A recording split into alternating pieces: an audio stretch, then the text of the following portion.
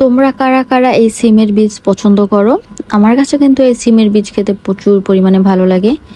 আজকের আমার রেসিপি হলো সিমের বীজ দিয়ে মুরগির মাংস রান্না।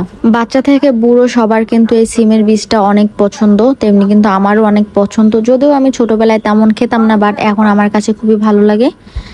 আর ওই দিনকে দেখলাম আমার এক ভাবি উনি এই সিমের বীজ রান্না করে, তো আমি বললাম যে তাহলে আমি এটার রেসিপি ভিডিও বানাই, তুমি রান্না করো।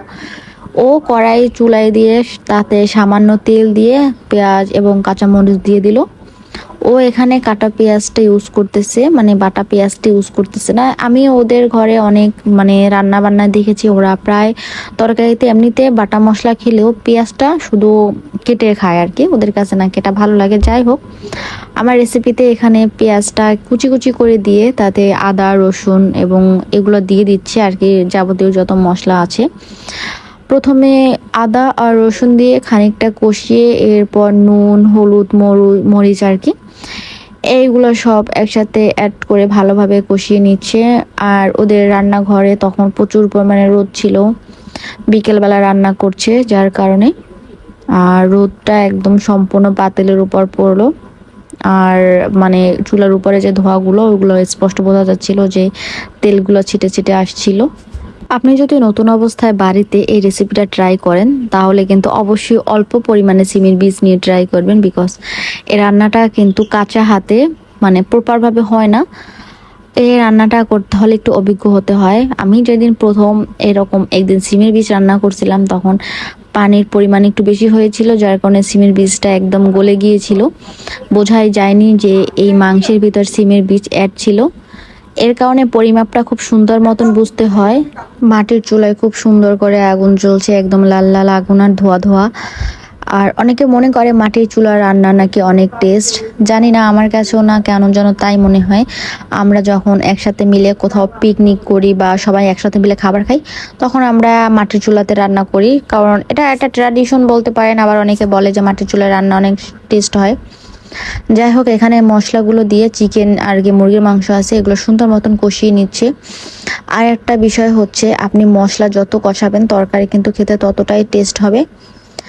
একটা পর্যায়ে কষানো হয়ে গেলে যখন মাংসর কালারটা একদম লাল লাল হয়ে আসবে, তখন এর ভিতরে সিমের বীজগুলো দিয়ে দিতে হবে। সিমের বীজগুলো দেখছেন কত সুন্দর, একদম মুক্তো দানার মতন দেখা যাচ্ছে, খুবই ভালো লাগছে এবং খেতেও কিন্তু খুব সুস্বাদু হয়েছে। আপনারা কিন্তু অবশ্যই রেসিপিটি বাসায় ট্রাই করে দেখবেন। এখানে খুব কম, বেশি পরিমাণে না একদম, আবার একদম কম পরিমাণে, মিডিয়াম পরিমাণে সিমের বীজ অ্যাড করলাম। সিমের বীজটা অ্যাড করার পর আবারও সামান্য কষিয়ে নিতে হবে। কষানোর কোনো বিকল্প নেই। যাই হোক, আমাদের নানি দাদিরা বলতো যে তরকারি যত কষাবে তত স্বাদ লাগবে। এটা আসলে ঠিক, কষালে যেটা মশলার তীব্র গন্ধ, ঝাঁঝালো গন্ধ ওইটা আর থাকে না। আর এর কারণে হয়তো তরকারিটার মশলার একটা সুন্দর স্মেল আসে, আর এর জন্য ভালো লাগে। কষানো হয়ে গেলে এখানে সামান্য পানি দিয়ে দিতে হবে। আপনাদের যাদের ঘরে বাচ্চা আছে আর আপনারা যদি চান বাচ্চাকে এই রেসিপিটা ট্রাই করবেন, তাহলে আপনারা এখানে মশলার পরিমাণটা কমিয়ে দিয়ে, ঝালের পরিমাণটা কমিয়ে দিয়ে ওদের যখন ভাত মেখে খাওয়াবেন, দেখবেন ওরা একদম সম্পূর্ণটা খেয়ে শেষ করে ফেলেছে। বিকজ আমাদের ঘরে একটা ছোট্ট বাচ্চা আছে, ও অন্য সব কোনো কিছু খায় না, বাট সিমের বীজও প্রচুর পরিমাণে লাইক করে।